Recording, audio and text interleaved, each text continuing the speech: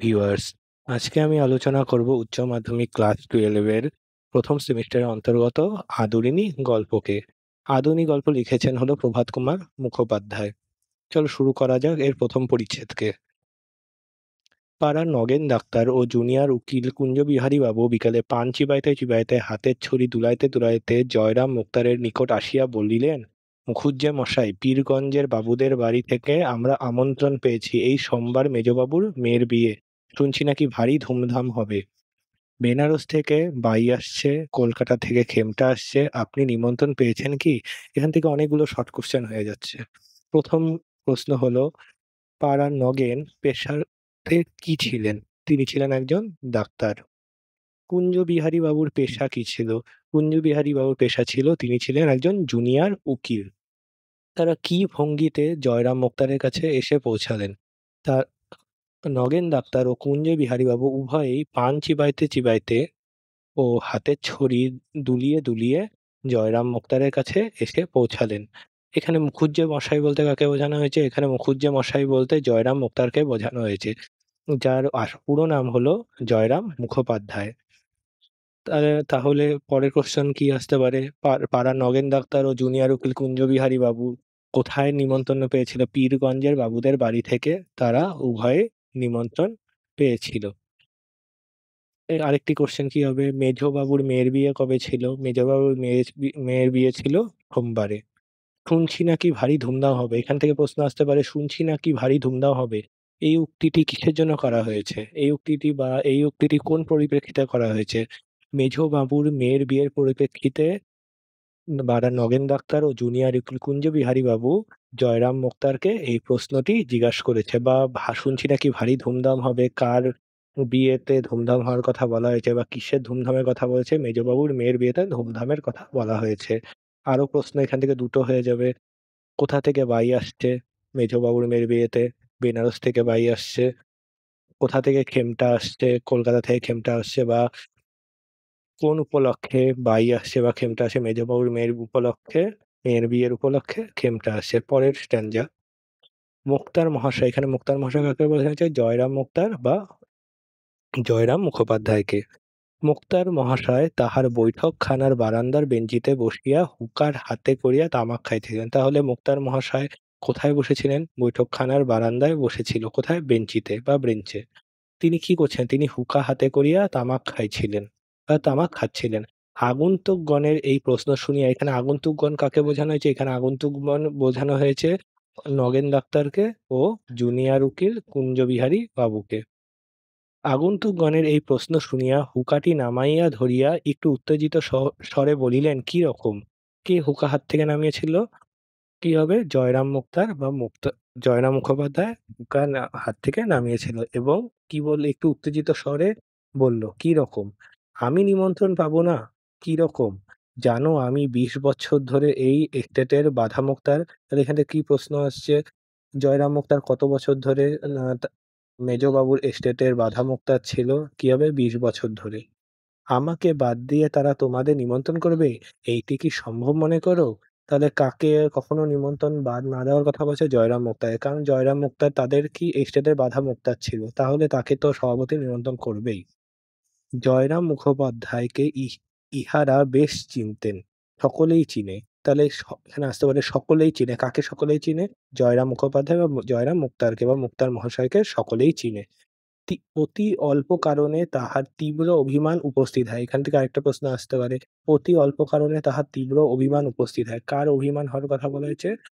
জয়রাম মুখোপাধ্যায়কে। বা কার খুবই অল্প কারণে অনেক অভিমান হয়ে যায়? জয়রাম মুখোপাধ্যায়কে। অথচ হৃদয়খানি স্নেহে ও বন্ধুর বাৎসল্যে কুসুমীর মতো কোমল, ইহা যে তাহার সঙ্গে কিছুদিন কিছুদিনই ব্যবহার করিয়াছে সে জানিয়েছে। মানে কি? তাহলে আসতে পারে জয়রাম মুখোপাধ্যায়ের মন কেমন ছিল বা জয়রাম মুখোপাধ্যায় কি রকমের মানুষ ছিল? তাহলে কি হবে? এখান থেকে হবে জয়রাম মুখোপাধ্যায় অতি অল্প কারণে অভিমান হয়।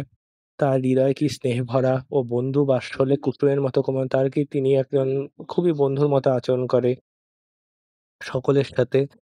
যারাই তার সাথে কিছুদিন ব্যবহার করেছে বা মিশেছে তারা সকলেই জানে। উকিলবাবু তাড়াতাড়ি বলিলেন, না, না, সে কথা নয়, সে কথা নয়। আপনি রাগ করলেন মুখুজ্যেমশাই, এখানে মুখুজ্যেমশাই কাকে বোঝানো হয়েছে? জয়রাম মুখোপাধ্যায়কে। যদি আসতে পারে আপনি রাগ করলেন মুখুজ্যেমশাই এই কথা কে কাকে বলেছে?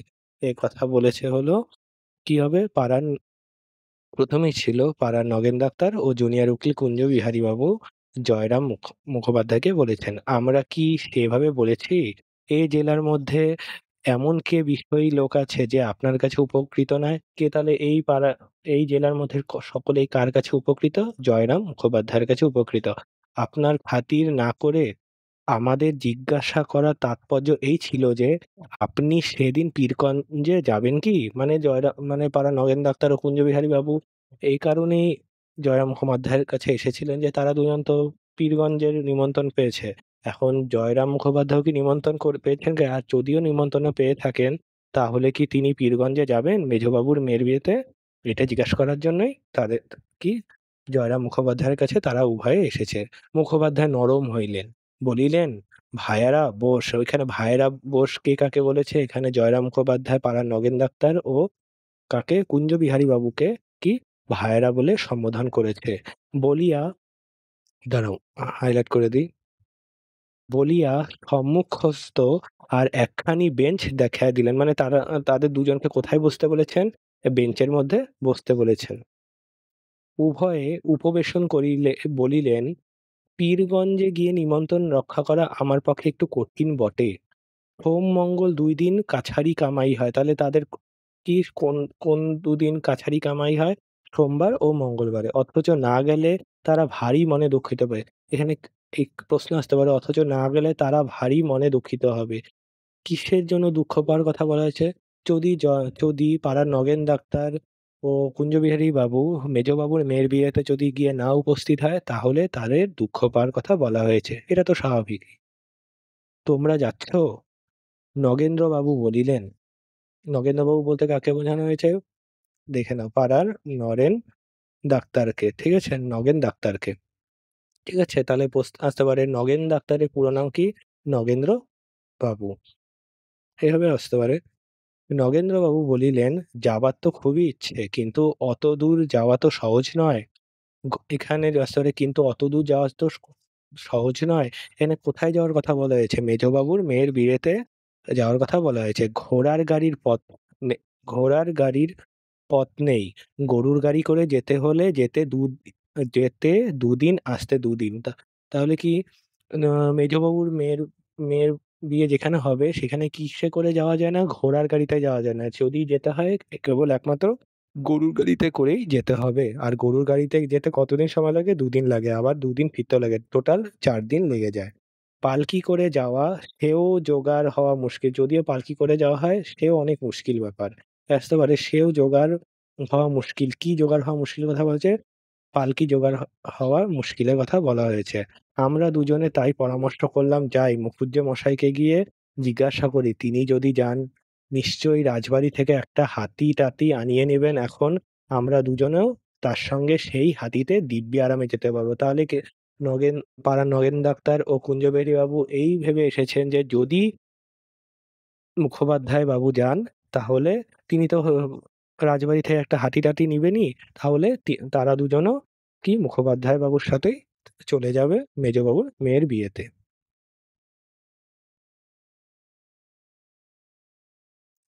মুক্তার মহাশয় স্ফীত মুখে বলিলেন, "এই কথা! তার জন্য আর ভাবনা কি ভাই? মহারাজ নরেশচন্দ্র তো আমার আজকের মক্কেল নয়, ওর বাপের আমল থেকে আমি ওদের মুক্তার।" তাহলে কি এখান থেকে প্রশ্ন আসে মহারাজ নরেশচন্দ্র তো আমার আজকের মক্কেল নয়, তাহলে কি এখানে এখানে মহারাজ নরেশচন্দ্র তো আমার আজকের মক্কেল নয়।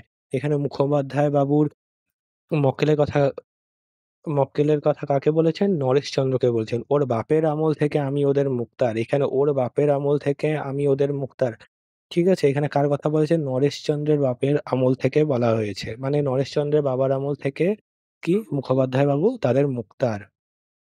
আমি কাল সকালে রাজবাড়িতে চিঠি লিখে পাঠাচ্ছি। সন্ধে নাগাদ হাতি এসে যাবে এখন। আমি কাল সকালেই রাজবাড়িতে চিঠি লিখে পাঠাচ্ছি। এই কথাটি কে বলেছেন? এই কথাটি মুখোপাধ্যায় বাবু কি কাদের বলেছে? পাড়ার নগেন ডাক্তার ও কুঞ্জবিহারী বাবুকে বলেছেন। সন্ধে নাগাদ হাতি এসে যাবে এখন। তাহলে কি চিঠি পাঠানোর সাথে সাথেই রাজবাড়ি থেকে কখন পাঠিয়ে দিবে হাতি? সন্ধ্যেবেলার মধ্যে পাঠিয়ে দিবে। কুঞ্জবিহারী বাবু বলিলেন, হে ডাক্তার, দেখলে হে ডাক্তার, আমি তো বলেইছিলাম অত ভাবছো কেন? মুখুজ্জে মশায়ের কাছে গেলেই একটা উপায় হয়ে যাবে। তাহলে এখানে কি উপায় হওয়ার কথা বলছে? হাতির পাওয়ার কথা বলা হয়েছে। হাতি পেলেই তো তারা মেজবাবুর মেয়ের বিয়েতে কি খুব সহজেই যেতে পাবে। এই উপায়ের কথাই বলা হয়েছে। তা মুখুজ্জে মশাই, আপনাকেও কিন্তু আমাদের সঙ্গে যেতে হবে। না গেলে ছাড়ছি নে। তাহলে কি তারা দুজন মুখুজ্জে মশাইকে জোর করে নিয়ে যাবে। যতই সে হাতি আনুক, তাকেও সাথে যেতে হবেই। যাবো বৈকি ভায়া, আমিও যাবো। যাবো বৈকি ভায়া, আমিও যাবো। কার কোথায় যাওয়ার কথা বলা হয়েছে? পাড়ার নগেন ডাক্তার, কি জুনিয়র উকিল কুঞ্জবিহারী বাবু এবং মুখুজ্জে মশাই তথা জয়রাম মুখোপাধ্যায়ের কি মেজবাবুর মেয়ের বিয়েতে যাওয়ার কথা বলা হয়েছে। কিসে করে যাবে তারা? তাহলে হাতি করে যাবে। এই হাতিটা কোথা থেকে আসে? রাজবাড়ি থেকে আসবে। সন্ধ্যের মধ্যে পাঠিয়ে দিবে। তবে আমার তো ভাই খেমটা শোনবার বয়স নেই। তাহলে একটা প্রশ্ন এর আগে বলেছিলাম, খেমটা কোথা থেকে আসে? কলকাতা থেকে আসে। চলো একটু দেখিয়েও দেই। যে বেনারস থেকে কি আসছে? বাই আসছে ও কলকাতা থেকে খেমটা আসছে। তোমরা তোমরা শুনো। তাহলে এখান থেকে প্রশ্ন হয় যে তবে তো ভাই খেমটা শোনবার বয়স নেই। তোমরা শুনো। এখানে কার খেমটা শোনবার বয়স না হওয়ার কথা বলেছে? জয়রাম মুখোপাধ্যায়ের কথা বলা হয়েছে। তিনি বলেছেন, "আমার তো অনেক বয়স হয়ে গেছে। তাহলে আমার খেমটা শোনবার বয়স নেই। তোমরা দুজন শুনো।" এখানে তোমরা দুজন, তোমরা শুনো বলতে কাদের বোঝানো হয়েছে? তোমরা শুনো বলতে পাড়ার নগেন ডাক্তার ও জুনিয়র উকিল কুঞ্জবিহারী বাবুর কথা বলা হয়েছে। আমি মাথায় এক পগ বেঁধে একটা থেলো হুঁকো হাতে করে লোকজনের অভ্যর্থনা করব। তাহলে তিনি কি করবে? মা একটা মাথায় পগ বেঁধে এবং থেলো হুঁকো হাতে করে লোকজনের অভ্যর্থনা করবে। কে খেলে না খেলে দেখব। তাহলে তিনি কি করবে? তিনি লোকজনের অভ্যর্থনাও করবেন এবং কে খেলো বা না খেলো মেজবাবুর মেয়ের বিয়েতে তিনিও তা তদারক করে বেড়াবে। আর তোমরা বসে শুনবে। আর তোমরা বসে শুনবে বলতে কিরকম হয়েছে? এই খেমটা শোনবার কথা বলা হয়েছে। কারা দুজন শুনবে? কি পাড়া নগেন ডাক্তার ও জুনিয়র উকিল কুঞ্জবিহারী বাবুর। পেয়ালা মুজে ভর দে কেমন, বলিয়া মুখোপাধ্যায় মহাশয় হা হা করিয়া হাসিতে লাগিলেন। ধন্যবাদ। পরের ভিডিওতে দ্বিতীয় পরিচ্ছেদ আলোচনা করব। চ্যানেলটি প্লিজ সাবস্ক্রাইব করে রেখো এবং পাশে থাকা বেল আইকনটি প্রেস করে রাখো।